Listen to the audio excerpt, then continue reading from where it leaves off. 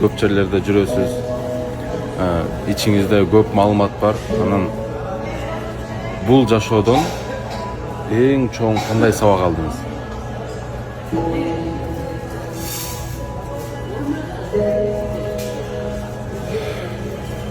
Перзенттин өз апасынын алдында 1 saat отуруусу жөн эле. Тиктеп, сүйлөшүп, насаатын угуп, колун укалап, чай ичип 1 saat отуруусу бир шаардагы же бир өлкөдөгү эмес. Дүйнө жүзүндөгү менмин деген номер 1 психологдун алдында 3 ай күн-түн сабак алгандан артыгыраак экен.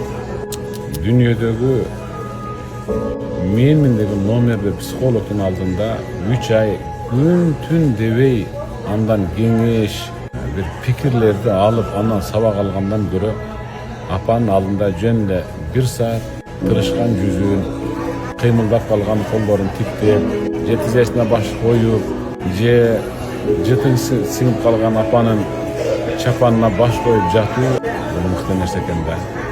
Ал эми атачы десе, ата ал перзентти өмүрүнүн аягына чейин тик кармап тура турган омуртка.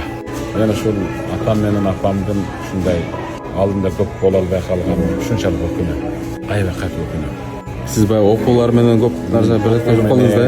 Окуу менен, аны сабак менен окуп келгенен сабак менен өзүм окаттан болом. Окатын айырмам. Кызылкаяга, Баткенге, Ош, жоксо Жалал Абадка сабакка барганда Ошко түшөбүз да айрыкмын самолет менен. Кайтканда тиемай силерге деп өзүбүздүн райондун бир кычыгына барганда дагы кайра самолет билети чукул болуп калгана байланыштуу чалып силерге жол албай калат окшойм. Кандай дейсиздер десем,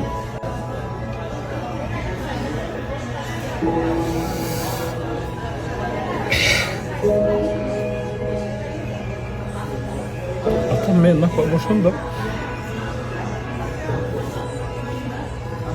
Балам, сен ушул сабак берип жүрүшүңдүн өзү биз үчүн эң мыкты нерсе. Бизден кычалат болбо. Биз жакшыбыз балам. Сен жакшыбыз эле деп койсоң, жакшымын эле деп койсоң, сабак берип жүрсөң, апаң экөөбүз сүйүнөбүз да балам. Кычалат болбо, бара бер десе мен ишениптин да. Көрсө ата менен эне баласынын ийгилиги үчүн барып турган жалганчы келет экен да. Ооруп турса дагы мен ооруган жокмун. Кийими жок болсо дагы бүтүн, акчасы жок болсо дагы акча керек эмес беле деп кайра сага бергиси келген инсан экен да.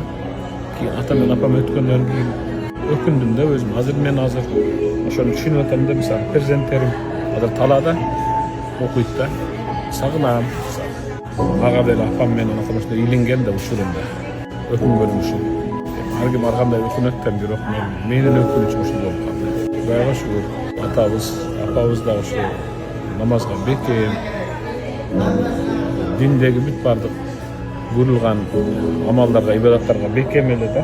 Аптасына бир жолу хатым кылат эле, кээде 3 күндө бир хатым кылат эле.